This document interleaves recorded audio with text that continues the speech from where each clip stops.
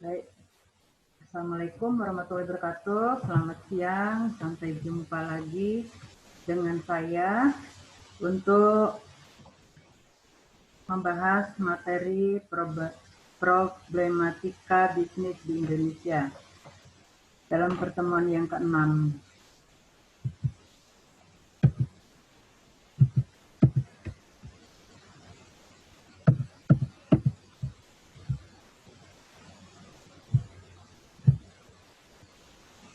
Nah, adapun materi yang akan dibahas dalam pertemuan ini yaitu pendahuluan, kemudian yang kedua organisasi dan visi bisnis, kemudian lingkungan dan reformasi, 4 persaingan bisnis, kemudian yang kelima keuangan perusahaan, yang keenam operasional perusahaan, yang ketujuh sumber daya manusia perusahaan, yang ke-8 perusahaan dalam konteks pemasaran, 9 budaya perusahaan, 10 dampak bisnis tanpa nilai etika. Baik, kita masuk ke pendahuluan mengenai problematika etika bisnis. Yaitu sejak dahulu sampai sekarang di Indonesia pelanggaran etika didapati pada banyak bidang usaha, baik perusahaan pada bidang usaha besar maupun pada bidang usaha kecil. Nah, pelanggaran moral bisnis dan praktek curang yang dilakukan pelaku bisnis tidak saja dapat merugikan perusahaan dan pebisnis lain, tetapi juga masyarakat, bangsa, dan negara. Praktek bisnis yang syarat KKN, korupsi, kolusi, dan nepotisme kerap ditemukan dan tumbuh subur dalam banyak perusahaan di negeri kita. Tidak terkecuali bidang usaha milik negara dan jajaran pemerintah. Malah mereka menjadi lokomotif yang menggerakkan budaya tak bermoral itu. Iklim bisnis dari sejak Orde Baru memberikan peluang kepada sejumlah perusahaan untuk membangun konglomerasi yang selain merugikan keuangan negara, juga menyengsarakan rakyat. Kemudian organisasi dan visi bisnis. Yang dimaksud dengan usaha bisnis adalah suatu organisasi produktif dengan mengemban tugas khusus dalam bidang bisnis. Dengan tugas bisnisnya, organisasi ini memberikan kapasitas kepada masyarakat untuk berkinerja. Itu menurut Drucker. Sesungguhnya organisasi bisnis adalah mengemban banyak amanah dan dalam banyak hal diharapkan melakukan sesuatu yang mempunyai nilai etika dalam bisnisnya. Kemudian etika bisnis harus dimulai dari lingkungan terkecil. Keberadaan etika bisnis dapat dikaitkan dengan kompetensi. Di Indonesia, kasus ini kerap terjadi. Sebuah rumah sakit dan poliklinik tidak pernah menolak pasiennya dengan dalih apapun, padahal itu di luar kompetensinya. Kinerja bisnis beretika dipengaruhi oleh visi dan misi organisasi bisnis yang dirancang jauh sebelum fungsi bisnis dijalankan. Kemudian, lingkungan dan reformasi. Sejak era reformasi bergulir, telah banyak perubahan dalam iklim bisnis dan ekonomi Indonesia. Peluang bisnis terbuka lebar dan ekonomi nasional bertumbuh menggembirakan. Sejak itu, pengusaha luar negeri ramai-ramai masuk ke Indonesia. Mereka merambah berbagai sektor usaha, mulai dari perbankan sampai ke usaha eceran. Salah satu nilai yang diadopsi pelaku bisnis kita dari pencaturan bisnis adalah sikap individualistik dan kapitalistik. Kedua sikap tersebut kini menjadi semboyan dan panutan sikap banyak perusahaan di Indonesia. Istilah bisnis is business semakin populer Yang populer adalah keuntungan dan hanya keuntungan, titik. Kemudian persaingan bisnis. Pada masa Orde Baru, perekonomian Indonesia tumbuh dengan angka cukup tinggi, tetapi pertumbuhan itu hanya dinikmati oleh segelintir orang saja, dan kue pembangunan ekonomi hanya dirasakan oleh beberapa konglomerat saja. Sementara itu, masyarakat kecil yang tidak dekat dengan pusat kekuasaan tidak memperoleh peluang usaha yang layak. Persaingan usaha berlangsung secara sangat tidak sehat, dan keberadaan menjadikan pengusaha-pengusaha kecil berguguran dan gulung tikar. Kemudian beberapa pengusaha yang licik dengan kekuatan material yang ada mampu mempengaruhi pengambilan keputusan di berbagai level pemerintah. Mereka mendapatkan kemudahan dan fasilitas seperti dalam hal perizinan, kredit dari perbankan negara, dan izin khusus, katakanlah untuk memproduksi atau memasarkan produk tertentu, sehingga terjadinya praktek monopoli dan persaingan bisnis yang tidak wajar.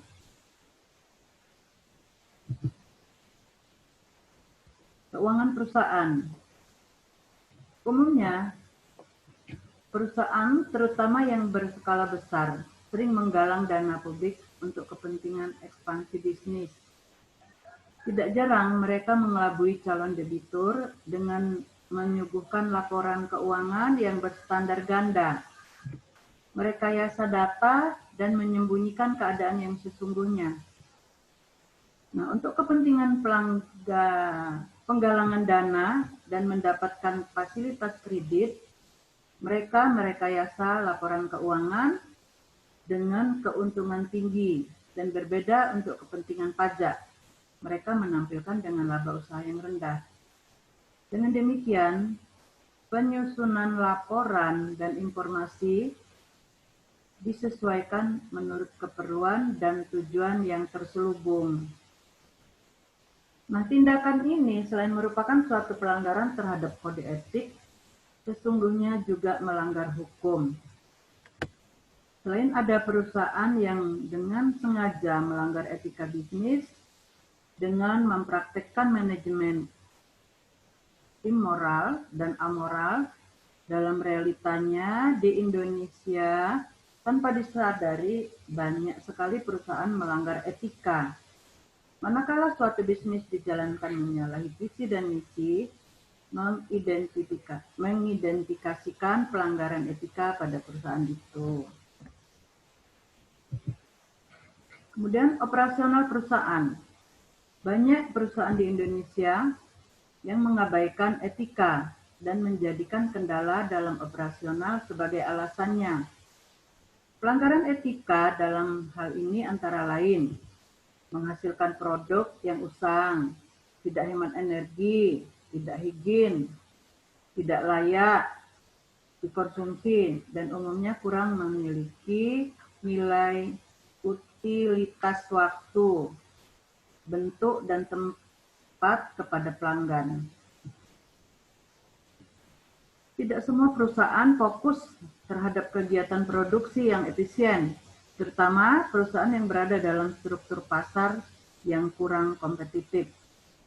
Pelaku bisnis yang kurang memperhatikan efisiensi produksi menghasilkan biaya produksi yang mahal. Dengan demikian, mereka menetapkan harga jual yang tinggi pula kepada pelanggannya, tanpa merasa dosa. Pebisnis dibebankan kepada pelanggan. Perusahaan secara etis tidak membebani pelanggan dengan harga yang tidak layak dan produk yang kurang bermanfaat untuk dikonsumsi.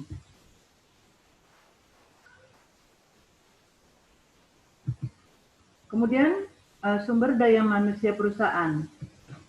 Pelanggaran etika bisnis sering didapat dalam bentuk penyimpangan penerapan manajemen sumber daya manusia dalam suatu perusahaan. Banyak perusahaan mengeksploitasi manusia sebagai tenaga kerja tanpa disadari oleh pekerja itu sendiri, keberadaan fungsi-fungsi bisnisnya.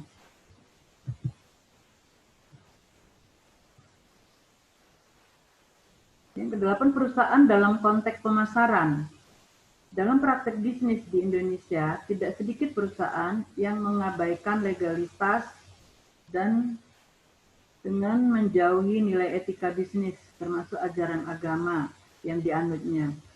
Di bidang pemasaran, tidak jarang ditemukan penggelembungan harga dengan dalih tingginya biaya produksi. Kemudian penetapan harga sering sesuka hati perusahaan untuk meraih profit supernormal.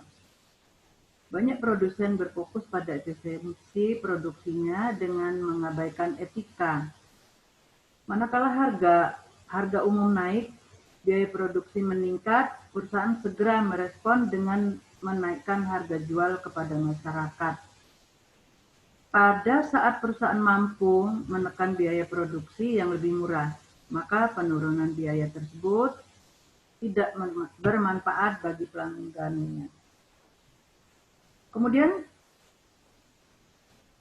pada perusahaan-perusahaan yang beroperasi di Indonesia hampir tidak pernah mengenal penurunan harga.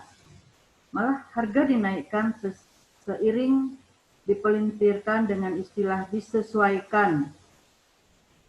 Perusahaan tetap mengenakan harga jual kepada masyarakat pelanggannya.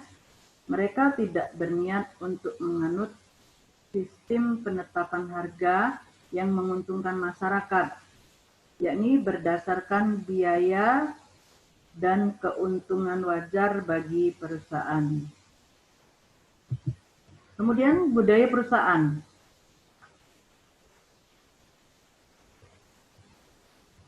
Perusahaan lingkungan bisnis mempengaruhi budaya